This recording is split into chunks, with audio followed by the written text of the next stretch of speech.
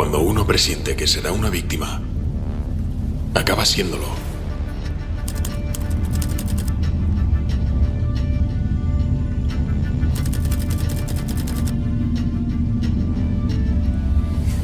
Yo he querido matar a mi madre desde que tenía 8 años y no me enorgullezco. Empecé destruyendo cosas sin valor.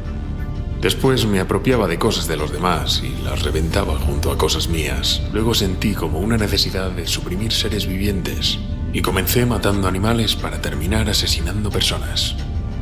Se apoderó de mí una extraña obsesión por matar y escapé de casa. Estuve viviendo en una montaña con mis abuelos hasta que un día los maté. Ya no podía vivir en la cima de aquella montaña porque la casa estaba en la cima. Temía que la gente lo dejase todo, mirase hacia arriba, viese lo que yo había hecho y viniesen por mí.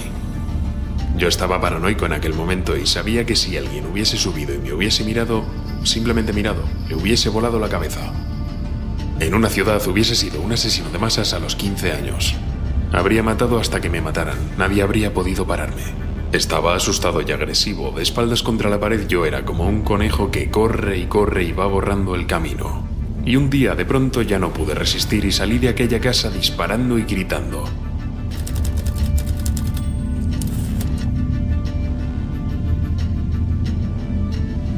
Me entregaron a mi madre, aunque se había decidido que yo nunca volvería a hablar con mi madre, nunca.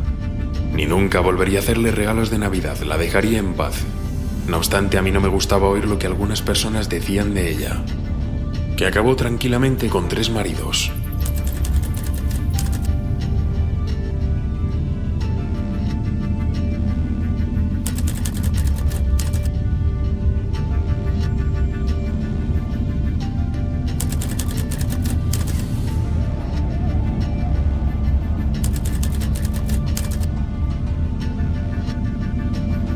El Estado me ha convertido en mucho más creíble de lo que en realidad soy.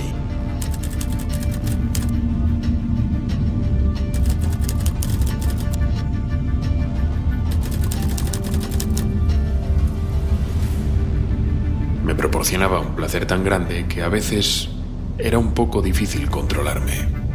Sentado en la cama, con una cabeza cortada entre las manos, hablándola y mirándola, gozaba de tal manera que a veces estuve a punto de perder el sentido y me decía: «Estás loco». Pero añadía enseguida: «Si te das cuenta, no lo estás. Estás sencillamente contemplando una cabeza humana cortada. Tú has visto viejas pinturas que representan vikingos que hablaban con cabezas cortadas que llevaban metidas en una bolsa de piel. Forma parte de su cultura. Bien, formaban parte de la mía las que yo conseguí en los años 72 y 73. Resultaba inevitable matar a navajazos y cortarle después el cuello a una joven inocente. Inocente en el sentido de que ella para nada esperaba lo que iba a ocurrirle, porque no se lo había buscado. La primera participó activamente en su muerte. Lo tengo fresco en la memoria.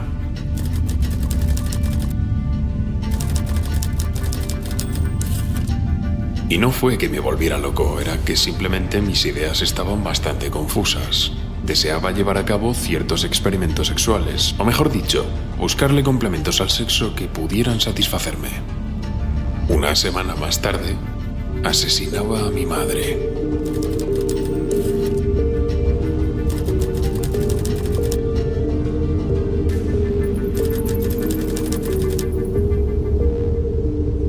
Soy americano.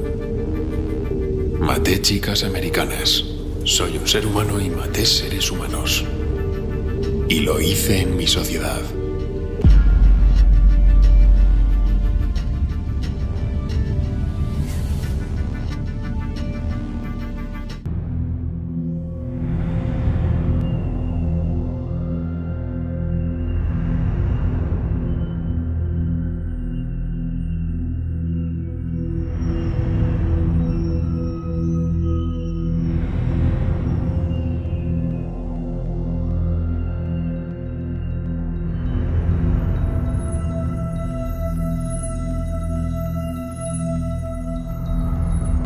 I grew up in a wonderful home with 2 dedicated and loving parents, one of 5 brothers and sisters. A home where we as as children were the focus of my parents' lives, where we regularly attended church, two Christian parents who did not drink, they did not smoke, there was no gambling, there was no physical abuse or fighting in the home. That basically, I was a normal person.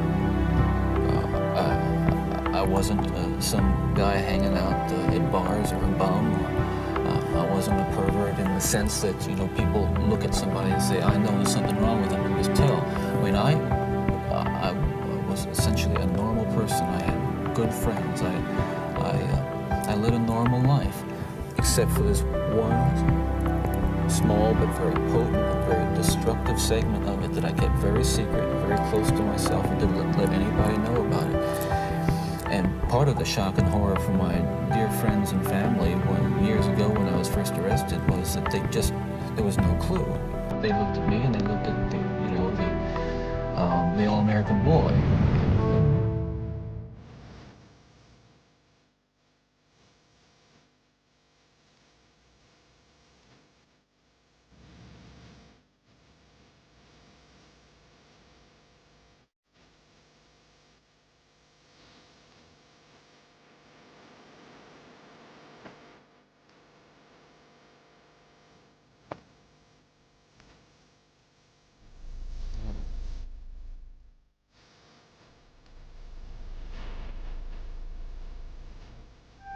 Until you reach the point where the pornography only goes so far.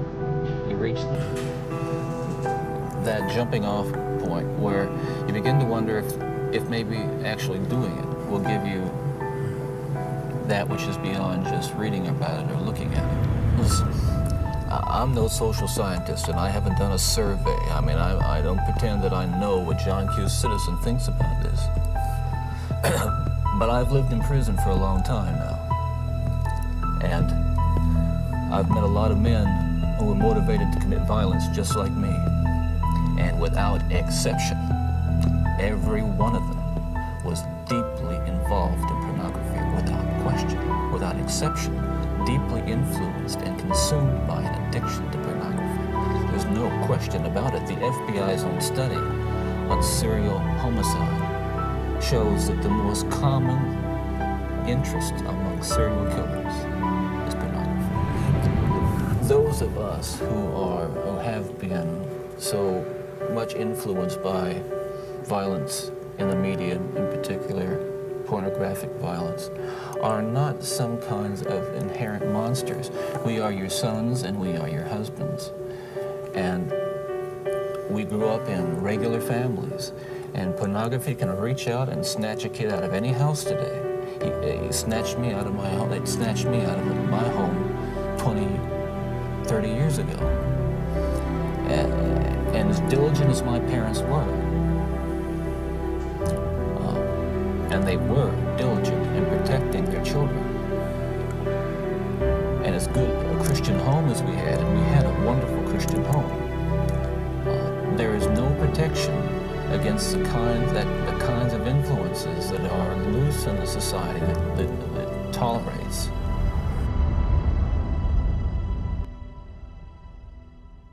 You would make offers to lure young men by offering them money. Sometimes, yes. And what you'd offer them money for is for the taking of pictures.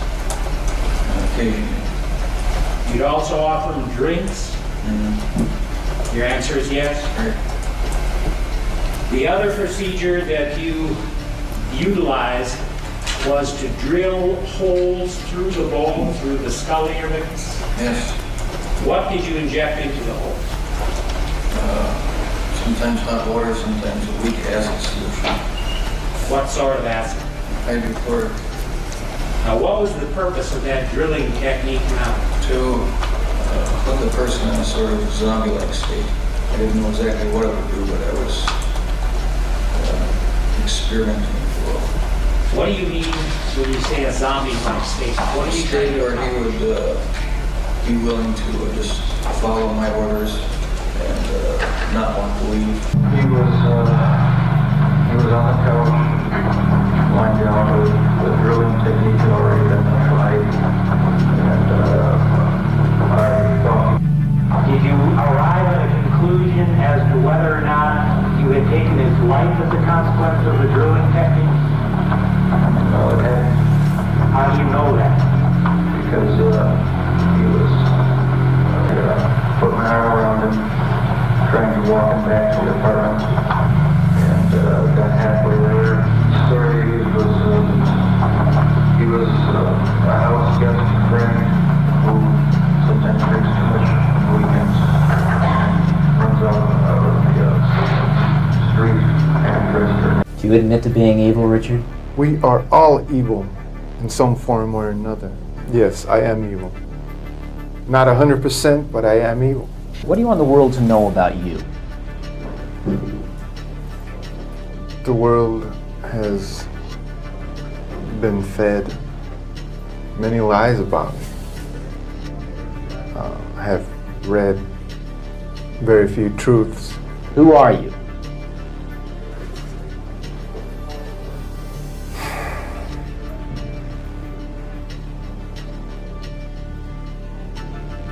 Just a guy.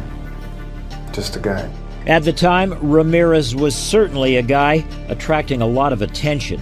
Since his arrival at the San Francisco jail, women from around the country, including one of the female jurors who had found him guilty in Los Angeles, had been flocking to the San Francisco facility, even fighting with each other over Richard's affections. I have friends. That is all I care to say, really. They are open-minded people. Did you kill 13 people? It would be improper for me to comment on my LA convictions and on my pending case here in San Francisco Why? because of my appeals. Are you appealing these because you say you're innocent? You didn't kill 13 people?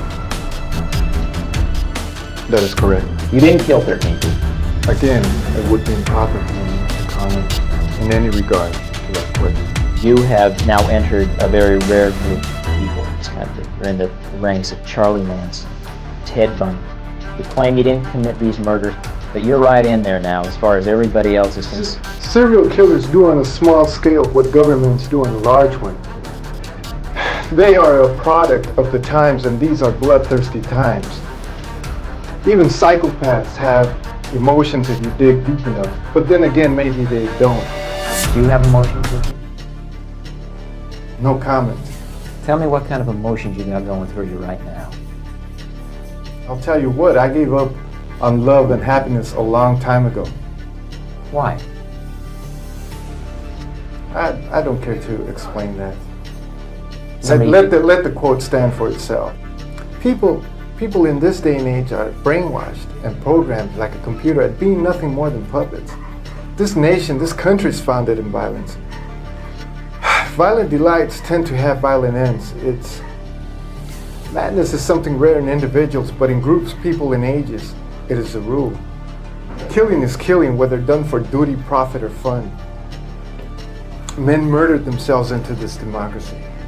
You're good at reading your script, Richard, but you're not much at answering my direct questions. A lot was made that you're a devil worshiper. You worship the devil? Have you ever studied Satanism? There are different sects of Satanism. Have you studied, just yes or no, have you studied Satanism? Yes, I have. Are you a worshiper of the devil? No comment. Come on, Richard. I can tell you a little bit about Satanism. Well, I'm interested in hearing what you got to say then. It is undefiled wisdom instead of hypocritical self-deceit. It is power without charity. A Satanist admits to being evil. Do you admit to being evil, Richard? We are all evil in some form or another, are we not? I'm asking you the questions, my friend. Yes, I am evil.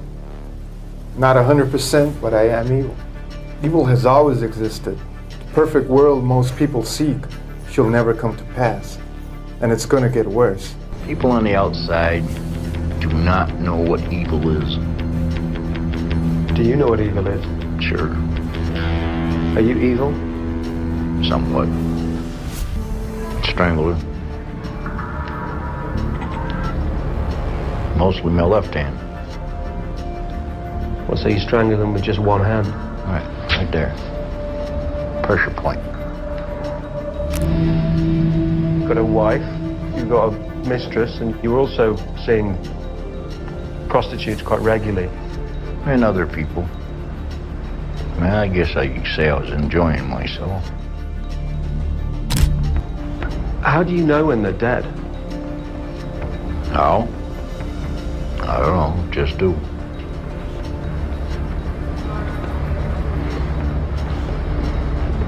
More or less after they just relax.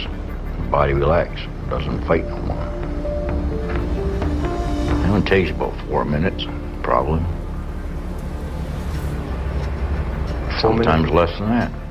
I met Anne Marie Steffens, I think, in front of the Finger Hut on Lake Avenue. Do you remember killing her? Yeah, possibly.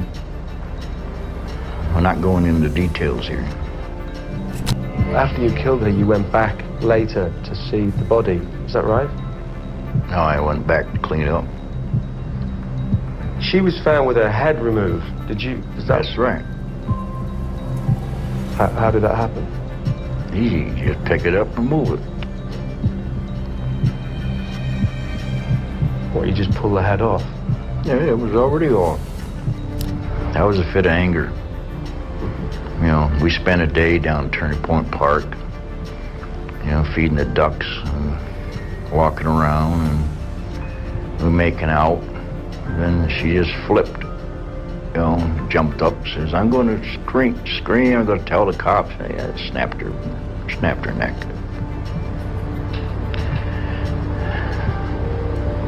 Stayed there all day until dark. Then split her open from her neck to her groin. I didn't go all the way deep into the stomach area, just split her open. I don't know why. And this guy sits down beside me, he starts talking about the case, pointing out all the decoys. I'm laughing at him. Why were you laughing at it? Well, I thought it was hilarious, you know. He didn't know who I was, but he had to open his mouth. He thought he was talking to somebody on the team. And he was actually talking to the killer? Yep. He started kissing me. And what happened? Why are you crying, Arthur? It hurts. What hurts us? She squeezed me. And what do you say to Mommy? What do you say to her? No. What do you Stop. say? Stop. No.